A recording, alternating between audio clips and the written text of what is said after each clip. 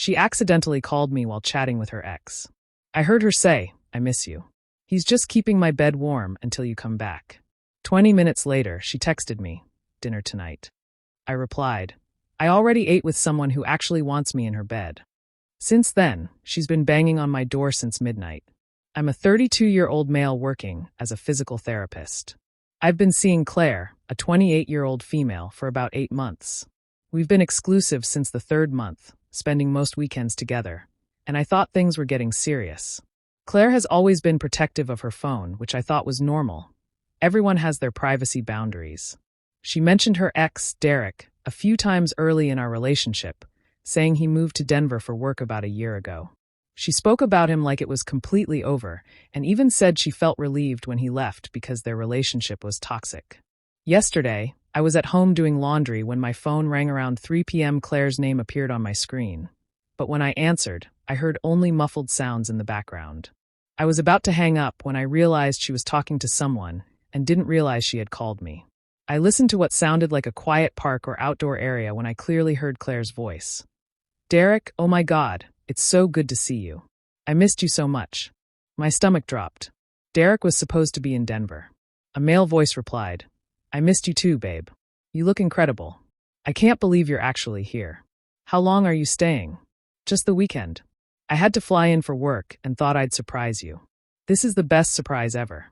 I've been thinking about you nonstop." "What about your boyfriend, Jake?" Hearing my name made it all too real, hitting me like a punch. "What about him, Derek? You know you're the only one I've ever really loved." "Jake's he's keeping my bed warm until you figure out you want to come back." "Come on, you can't mean that." "I absolutely mean it. Derek, I've been waiting for you to realize we belong together. Jake's a nice guy, but he's not you.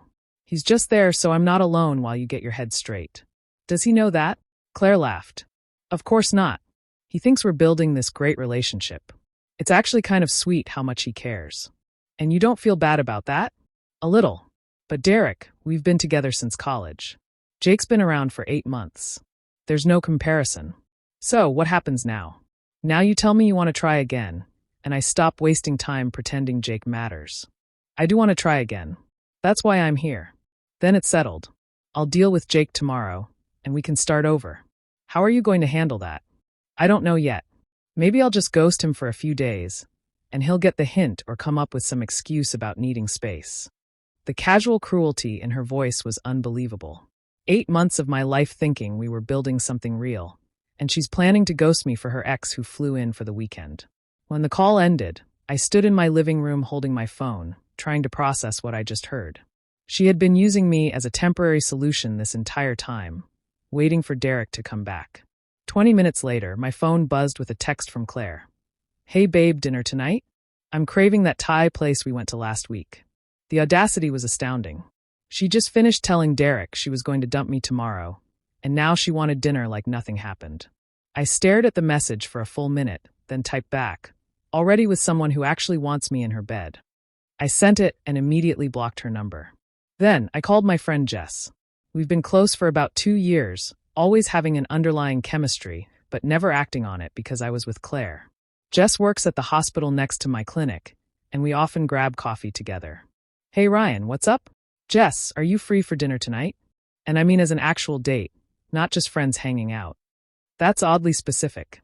What happened with Claire? She but dialed me while telling her ex that I'm just keeping her bed warm until he comes back. Holy crap. Yeah, I'm free. Pick me up at 7 o'clock. I spent the next few hours working out at the gym, burning off the anger and betrayal. By the time I showered and got ready, I felt clearer-headed than hurt. Dinner with Jess was amazing. We went to a steakhouse uptown and talked about real things. Our work, her plans to go back to school, my dream of opening my own practice one day. She listened when I spoke and asked follow-up questions.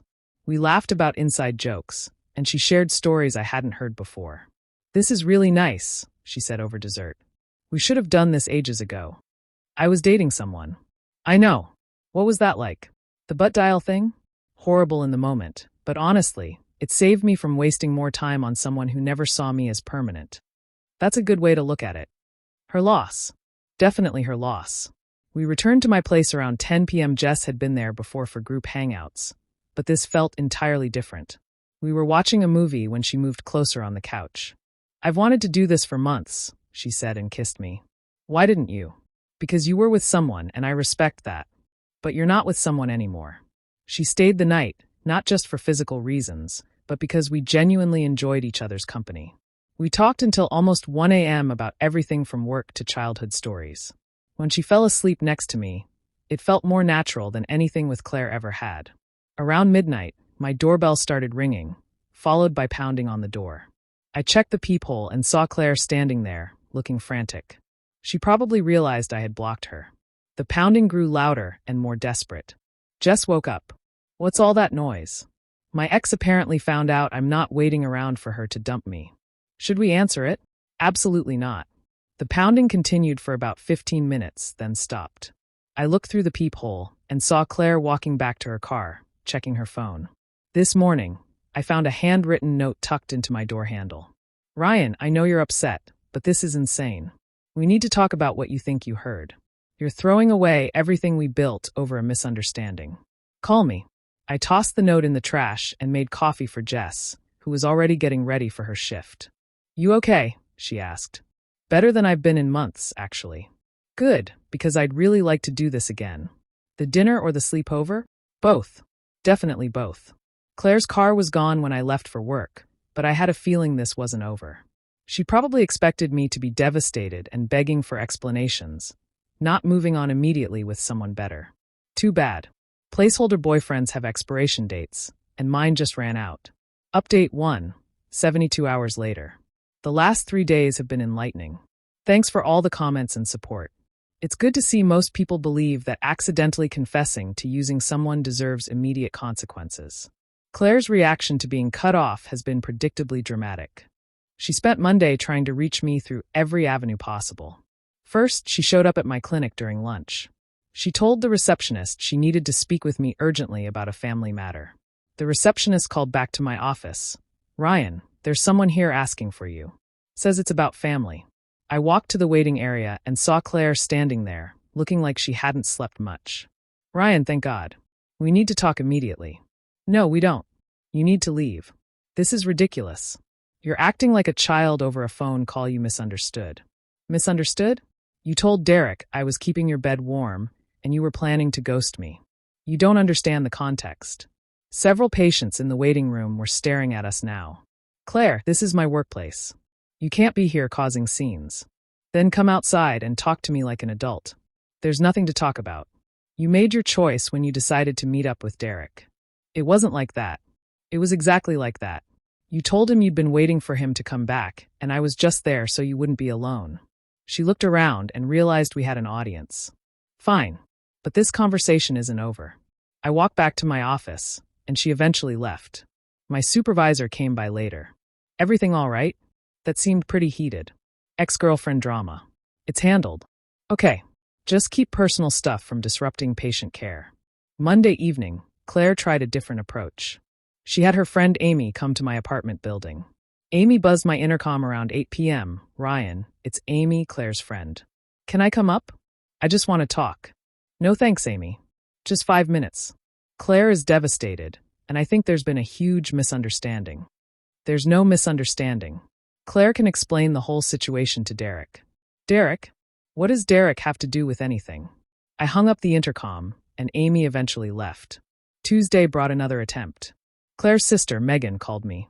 They've always been close, and Claire probably thought family would carry more weight. "Ryan, Claire told me you two broke up over some kind of miscommunication. She's really upset about this." "It wasn't a miscommunication. Megan, I heard her say I was temporary." "I don't understand." "What ex?" "Derek. He was visiting from Denver, and she told him she'd been waiting for him to come back." There was a long pause. "Derek was in town." She didn't mention that to anyone. "Now you know why." "Ryan, are you absolutely sure about what you heard?" "I'm sure about what she said. She called me a placeholder, keeping her bed warm." Another pause. "Oh my God, I had no idea she was even still in contact with him." "Neither did I until she accidentally called me during their reunion." The conversation ended awkwardly. Megan sounded genuinely shocked, which told me Claire had been spinning a very different story to her family. Yesterday brought Claire's final desperate move. She somehow found out where Jess and I were having breakfast and showed up. We were sitting by the window at a little cafe when I spotted Claire's car pull up. That's her, I told Jess. Your ex? She looks pretty and is apparently following us. Do you want to leave? No, I want to see what kind of person uses someone for 8 months. Claire walked in, spotted us immediately, and headed straight for our table. She looked like she had been crying for days. Ryan, we need to talk now. We really don't. Who is this? She asked, staring at Jess. Someone who actually wants to be with me, Jess replied calmly. Claire's face turned red. Are you kidding me? You're already with someone else. I'm with someone, period. You are with Derek. I wasn't with Derek. We just met to talk. You told him you loved him and had been waiting for him to come back. I was confused. He surprised me. And I said things I didn't mean. Jess was watching this like she was studying a psychology case. Claire, even if that were true, you also said I was temporary and were planning to ghost me. That's not confusion, that's planning. I would never ghost you. You literally discussed the best way to dump me. Derek asked how you were going to handle it. I wasn't thinking clearly. You were thinking very clearly. You were planning your future with him while keeping me around as a backup. Other people in the cafe started to notice the drama. Claire realized she was making a scene. Fine, she said, her voice getting shrill. Throw away 8 months for some rebound who doesn't even know you. But I won't be realizing that, I said. She stormed out, got in her car, and sped off. Well, that was something, Jess said. She really thought you'd take her back. She thought I'd be devastated and grateful for any explanation she offered. What's scary is how convinced she seemed that she hadn't done anything wrong. Some people can justify anything to themselves. We haven't heard from Claire since yesterday. No more calls, texts, or surprise visits. Either she finally accepted reality, or she's back with Derek planning their future. Jess and I are taking things day by day, but it's going really well. She's meeting my parents this weekend, and I'm meeting hers next month. Normal relationship progression with someone who actually sees me as permanent. The but dial was the best thing that could have happened. Without it, I might have spent months more being Claire's backup plan while thinking I was her priority. Final update, 2 weeks later. Time to close this chapter. It's been 2 weeks since Claire's accidental confession, and the aftermath has played out just like you'd expect from someone who got caught using people. After the cafe confrontation, Claire went quiet for about a week. No more surprise visits, no more friend interventions, no more desperate attempts to explain. I figured she'd either accepted reality or was too busy with Derek to bother. Turns out it was neither. Last Friday, Jess told me she got a strange message on social media from someone claiming to know me. The message was from a fake account, but it was clearly Claire. Your new boyfriend isn't who you think he is. He has serious commitment issues and dumped me over nothing. He's using you to make me jealous. Ask him about his anger problems. Jess showed me the message. Anger problems? News to me. What should I say back? Nothing. Block the account. But the message kept going. I'm trying to save you from getting hurt like I did. He can't handle it when relationships get serious.